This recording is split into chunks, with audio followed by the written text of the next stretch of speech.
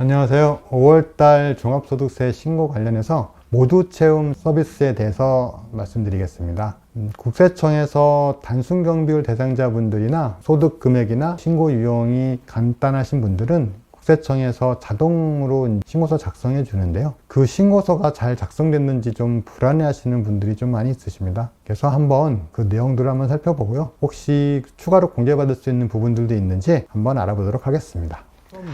모두 채움 신고 서비스는 2022년도 소득에 대해서 국세청이 올해 제공하고 있는 서비스인데요. 여기서 보시면 사업소득이나 근로소득, 연금소득, 기타 소득이 있으신 분들을 대상으로 자동으로 신고 내용을 채워서 납부할 세액을 안내하는 서비스입니다. 그래서 특별하게 수정할 게 없거나 그렇다고 하시면 그냥 그대로 신고 납부하시면 되는데요. 중간에 뭔가 또 수정할 부분이 있다고 하시면 추가로 공제를 넣거나 반영을 해서 접수를 하셔야 됩니다. 이 모두 채움 서비스를 받으시면 이게 자동으로 신고가 들어간다라고 생각하실 수도 있는데요. 자동으로 신고가 들어간 건 아니고요. 이렇게 신고할 납부세액이 나오니까 이걸로 신고를 할지 안 할지를 결정해서 접사라는 취지입니다. 그래서 납부금액 떴으니까 이걸로 내면 되겠지라고 하다가 그냥 지나칠 수가 있으신데요. 그렇게 되면은 신고를 안 한 걸로 봐서 무신고 가산세 부과시킬 수가 있습니다. 무신고 가산세는 납부할 세액의 20%를 부과시키기 때문에 신고 기간을 놓치지 않고 꼭 5월 31일까지 신고하고 납부해 주셔야 합니다. 그럼 한번 신고를 한번 따라가 보겠습니다. 홈택스 들어가시면요.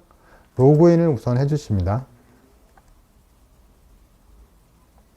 아이디나 공동인증서, 간편인증으로도 할 수 있으십니다. 홈택스에 로그인 하시면 신고 납부 메뉴에서 종합소득세 항목을 클릭합니다. 종합소득세 탭으로 들어가셔서 로그인 하시면 이렇게 화면이 나옵니다. 그러면 모두 채움으로 안내받았습니다. 국세청 보유 자료로 맞춤형 신고 미리 작성해서 모두 채움 신고하면 이동하시겠습니까? 했을 때 예를 눌러주시면 됩니다. 그럼 종합소득세 신고서 작성 화면으로 들어오는데요. 모두 채움 서비스에서 제공하는 신고 화면이 나옵니다. 여기서 조회를 하시면 해당 내용이 나오시고요. 전화번호가 없다고 하시면 입력해 주시면 됩니다. 당연히 아니시면 부로 체크해 주시면 됩니다. 우선 종합소득 금액이 맞는지를 확인하기 위해서는 세부 내역 보기를 클릭해 주시면 됩니다. 나의 사업소득 금액을 확인할 수 있는데요. 이 모두 체험 서비스는 단순 추계 대상자를 대상으로 하기 때문에 필요 경비에 대해서는 해당 소득률, 단순 경비율에 따라서 국세청에 정해진 금액으로 반영이 됩니다. 그래서 나온 소득 금액을 확인해 주시고요. 소득 공제 항목을 확인합니다. 소득 공제 항목에서는 본인 공제 금액을 확인하시고요. 혹시 배우자나 자녀가 있는데 반영이 안 돼 있다 그러면 이 부분을 수정하셔야 합니다. 이거를 수정하기 위해서는 아래 부분 신고서 수정하기를 클릭해서 들어가십니다. 그래서 신고서 선택 화면에서 보시면 기본적인 소득 금액이 있는데요. 소득 종류가 추가로 되거나 누락된 게 있다고 하시면 여기서 체크를 하셔가지고 작성해 줄 수도 있으십니다. 그리고 나의 소득이 혹시 기타 소득이 있는데 반영이 안 돼 있다라고 생각이 되시면 홈택스에서 조회할 수 있는 방법이 있습니다. 그래서 마이 홈택스로 들어가셔서 메뉴 중에 연말정산 지급 명세서 화면을 클릭하신 다음에 지급 명세서 등 제출 내역을 클릭하시면 해당 내용을 확인할 수 있으신데요. 확인할 수 있는 방법만 알려드리겠습니다. 종합소득세 신고 탭으로 들어가셔서요. 모든 채움 신고 화면으로 가겠습니다. 작성 중인 신고서가 있으니까 조회해서 저장 후 이동으로 가시고요. 사업 정보에서 내가 사업장을 추가하거나 수익 금액을 정정하겠다 싶으시면 이렇게 클릭하셔가지고 정정해 주시면 됩니다. 대부분 모두 채움으로 신고하시는 분들은 따로 수정하실 건 없으실 겁니다. 종합소득 금액을 확인하시고 소득공제 금액을 확인하시는데요. 소득 금액은 본인하고 부양가족이 있으시다고 하시면 부양가족 공제를 넣으셔야 됩니다. 모두 체험 서비스에서는 본인 공제만 들어가 있는 경우들이 많기 때문에요. 부양가족이 있다고 하시면 직접 수정해 주셔야 됩니다. 전년도 인적공제에 불러오기로 해서 전년도에 신고한 내역들이 있으시면 여기서 체크하시면 되는데 없다고 하시면 여기에 직접 부양가족을 입력해 주셔야 됩니다. 여기서는 배우자와 자녀를 한번 넣어보겠습니다. 여기서 배우자분이라고 하면 배우자를 클릭해 주시고 연간 소득 금액 합계액이 100만 원 이하인 경우에만 부양가족으로 공제를 받을 수가 있습니다. 급여로 따지면 연 500만 원인데요. 부양가족이 장애인이 아니라고 하면 아니오를 체크해 주시면 됩니다. 그래서 등록하기 누르시면 자동으로 반영이 됩니다. 자녀도 한번 넣어보겠습니다. 자녀는 직계 비속 자녀 입양자의 관계를 눌러주시면 되고요.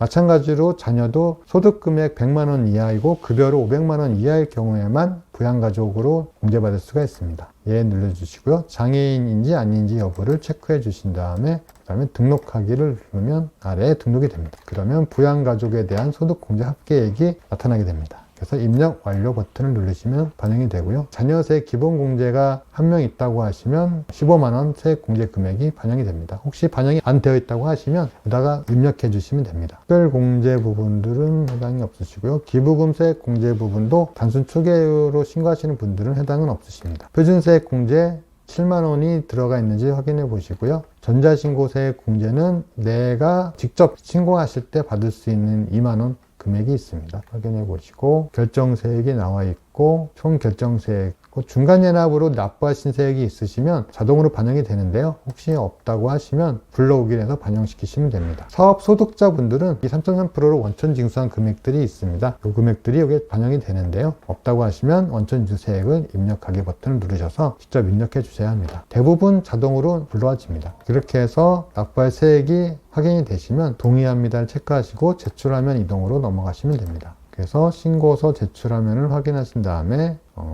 종합소득세는 소득세 신고를 하고 나면 거기에 10%에 해당하는 지방소득세를 납부해야 됩니다. 그래서 지방자치단체 위택스에 이 신고, 종합소득세 신고한 내역을 보내겠다라는 데 동의를 하셔야지만 지방소득세에도 작성할 수가 있으십니다. 그래서 신고서 제출하기를 버튼을 누르시면 되시고요. 이 버튼을 누르시고 나면 지방자치단체 별도로 신고하는 화면이 있습니다. 거기서 특별히 고칠 건 없으시고요. 위택스 신고 화면에서 제출하기만 해주시면 됩니다. 모두 체험 서비스를 활용하실 때는 소득 공제 대상자인 부양가족이 있다고 하시면 그 부분을 추가하셔서 신고서를 제출하시면 일정 부분 세금을 좀 줄일 수가 있으시니까요. 그 부분 잘 확인하셔서 모두 체험 서비스로 소득세 신고를 마무리 잘 하시기 바랍니다.